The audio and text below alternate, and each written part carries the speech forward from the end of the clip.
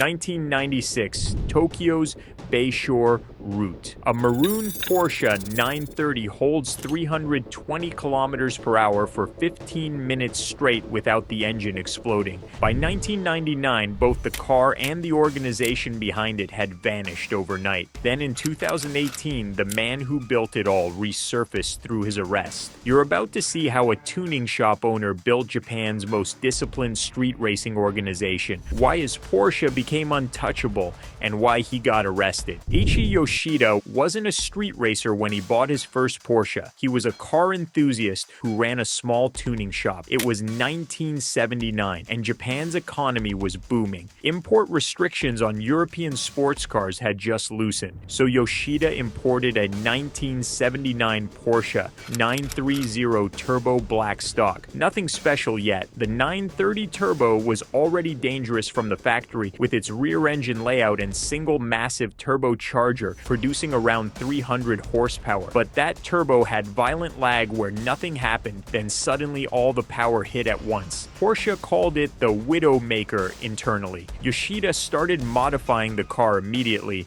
not for show, but for real sustained high-speed capability on highways. In 1982, he founded something that would define Japanese street racing for the next 2 decades, the Midnight Club. It started small with 5 friends racing on the Tamai Expressway outside Tokyo. Then Yoshida witnessed an RX-7 racing a Skyline GTR on a public highway in chaotic, reckless fashion. Cars weaving through civilian traffic at dangerous speeds while police sirens wailed everywhere. He realized street racing in Japan needed organization or it would get shut down completely. He moved operations to the Bayshore route, known as the Wangan, a stretch of elevated highway running along Tokyo Bay with long straights and minimal curves, but more importantly, it was predictable. Traffic patterns could be studied, police rotations could be mapped, and timing could be calculated to minimize civilian contact. Yoshida restructured the club around discipline. Prospective members entered a 5-year trial period with a pink sticker on their car, during which they had to prove they could sustain speeds between 100 and 300 kilometers per hour for extended periods during runs. After 5 years, if they'd proven skill and discipline, the full membership voted and it had to be unanimous. Only 1 in 10 applicants made it past the extensive screening of the Midnight Club members.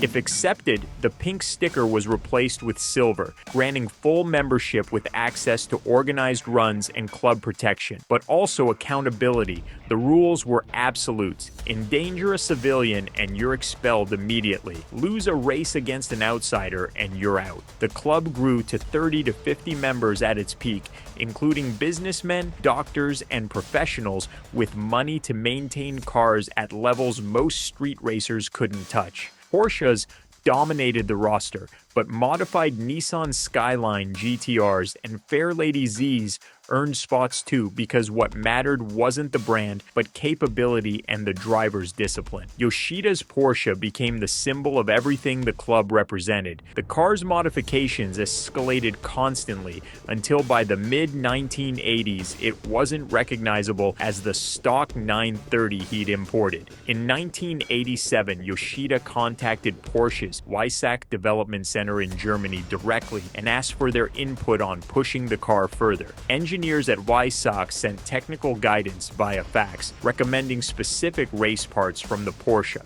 934, 935, 956, and 962 racing programs that were designed for endurance racing at sustained high speeds. He shipped the car to Germany 3 times over the next decade. Each time it returned transformed with titanium, connecting rods from Le Mans race cars, custom racing exhaust and intercooler, and a speedometer reading to 350 kilometers per hour from the Porsche 959. The exterior stayed deceptively stock to avoid police attention. Final output was approximately 610 horsepower in a car weighing barely over 1,200 kilograms, and critically, it was reliable. The engine could hold maximum RPM for extended periods without overheating or failing. That's what separated the Blackbird from every other modified street car in Japan. By the late 1980s, Yoshida's Porsche had become legend. The Blackbird, named after the SR-71 spy plane for being being fast, elusive, and untouchable. The Midnight Club dominated Tokyo's Bayshore route for over a decade, running hundreds of times between 1982 and 1999, while police knew something was happening but could never prove it. By the time patrol units responded, the club was gone, scattered into traffic, and returned to their regular lives as if nothing had happened. The runs followed patterns, always between 2 a.m. and 5 a.m. when traffic thinned. Members communicated through coded messages with no public documentation, no filming, and no bragging to outsiders. The club operated in complete secrecy because visibility meant destruction. Yoshida's Blackbird set the standard every member chased. In 1988, the car achieved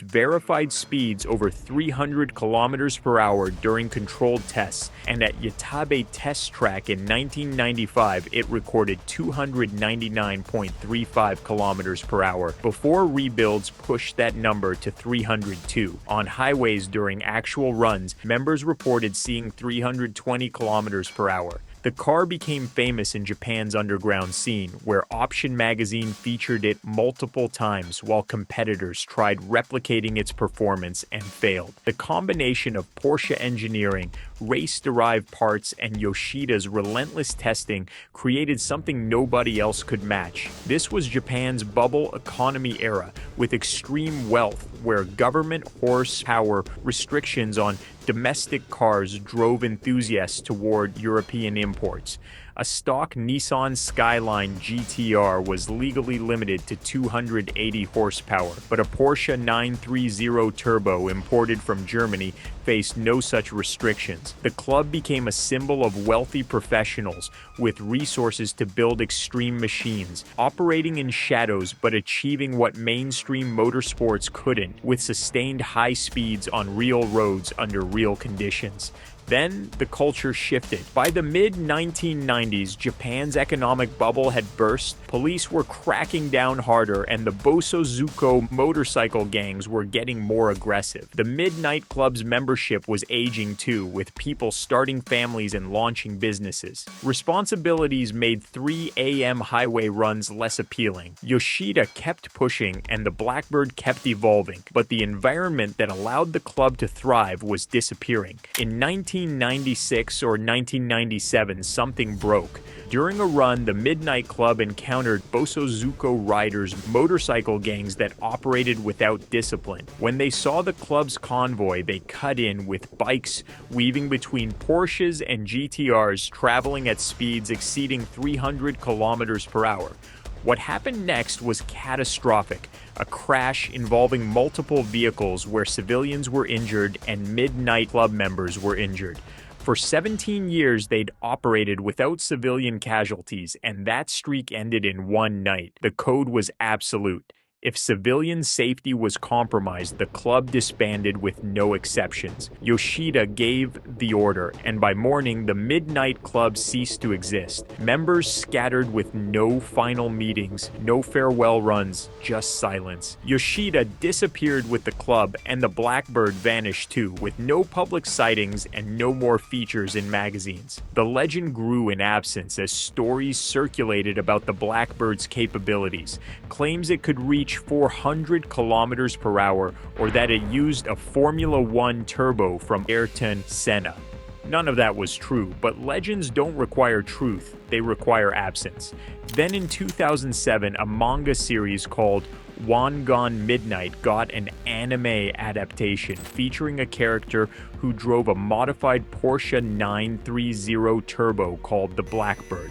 The manga's creator, Michiharu Kusunoki, had documented the club with their permission and had raced alongside them, witnessing the Blackbird firsthand. The anime preserved the Midnight Club's legacy for audiences who'd never heard of them. For enthusiasts, the anime was confirmation that the Blackbird wasn't myth, but existed, that the speeds weren't exaggerated, and everything they'd heard whispered about in tuning shops for years was real. But the real Yoshida remained hidden, and the real Blackbird stayed lost. For nearly 2 decades, nobody knew where either had gone. Then in 2015, something unexpected happened. A A photographer visiting Premier Cars dealership in Odaiba, Tokyo, noticed something unusual among the exotic cars lining the showroom. In the back sat a dark maroon 930 Turbo, and when he looked closer, he saw the stickers. Midnight Club, original decals with racing seats, roll cage, and custom gauges visible through the windows. He'd found the Blackbird sitting in a dealership showroom in drivable condition, surrounded by modern supercars. Premier Cars was formerly Midnight Porsche Works, Yoshida's shop, and after the club disbanded, he'd continued operating the tuning business. The Blackbird had been there the entire time, just not publicly displayed, and now it was listed for sale among the dealership's inventory.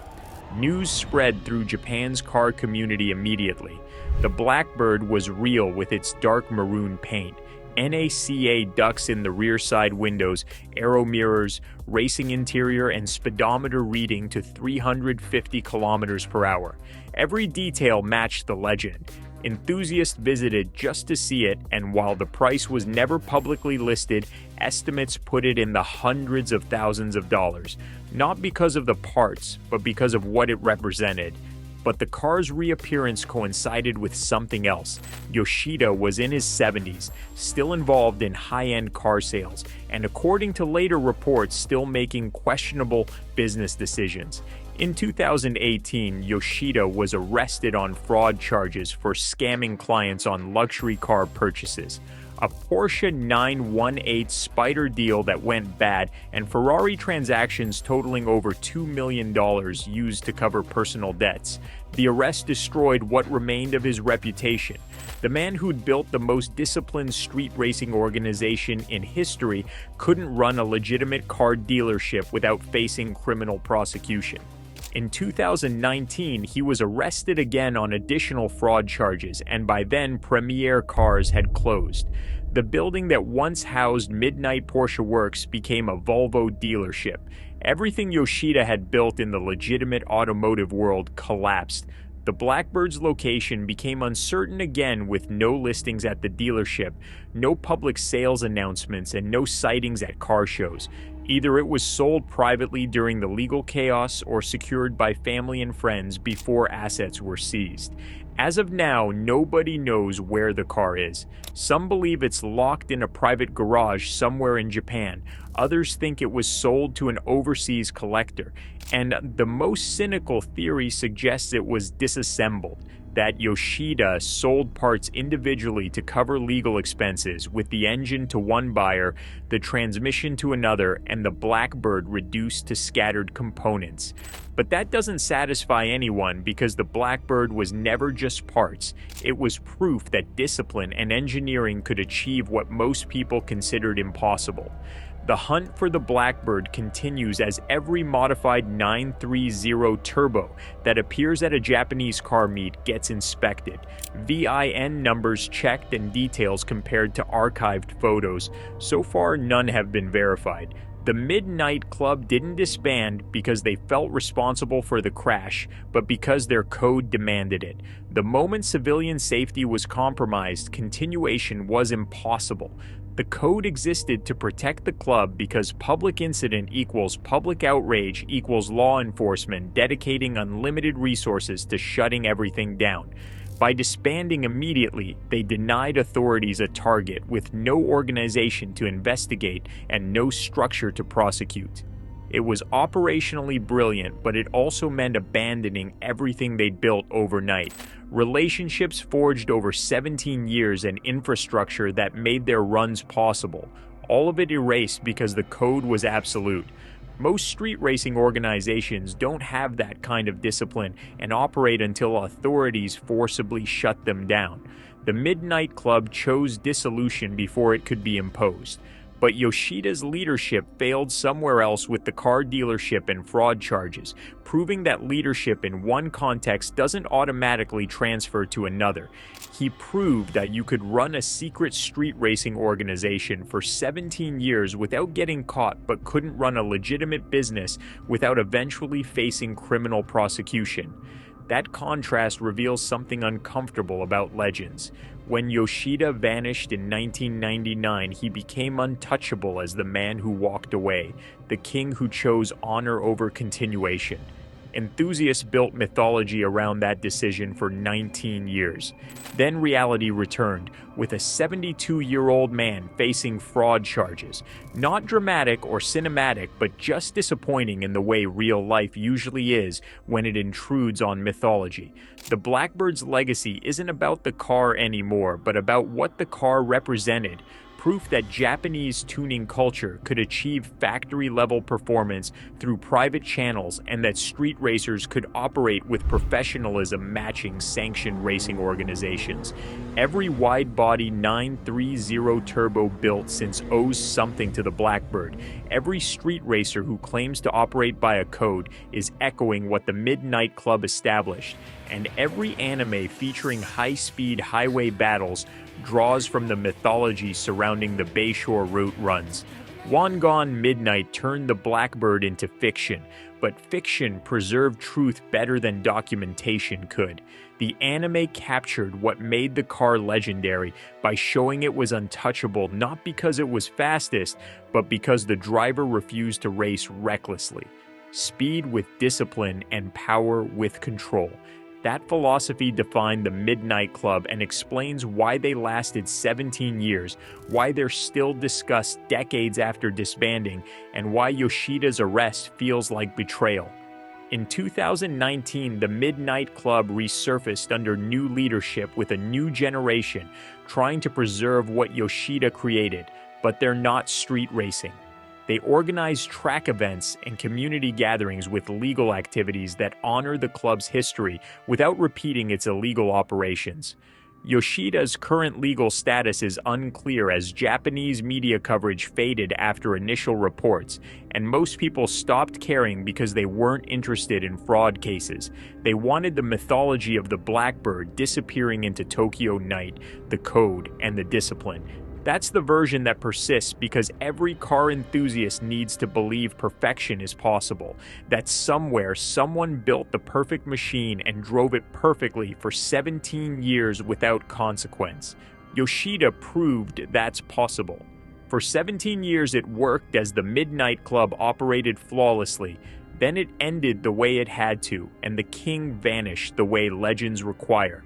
What happened afterward doesn't erase what came before, but complicates how we remember it.